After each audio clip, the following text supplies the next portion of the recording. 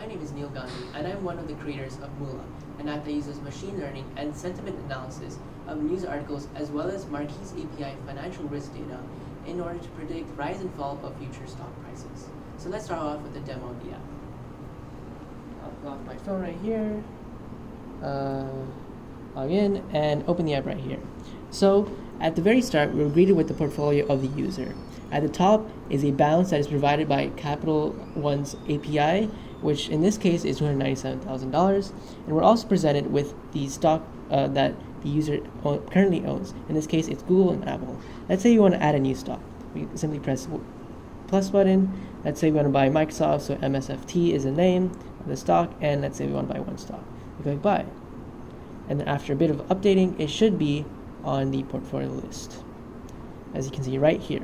So now let's say we want to understand how our news algorithm actually predicts the future of, say, Google stock.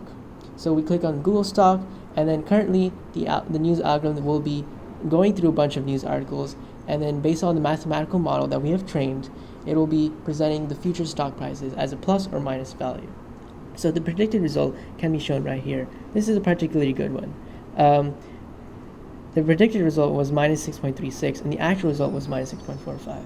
If you want to actually understand the article in more detail, we can click here, and it will bring us to the New York Times, which is the actual full article. If you look at the sign of the number, you can see it's negative, which means this article looked at a slightly negative view of Google. So that's predicted a negative result in its stock. So our app also has some other functionality, such as analysis. Analysis provides the user with basically an idea of what other stocks are going on in the world. So for example, in the S&P 500.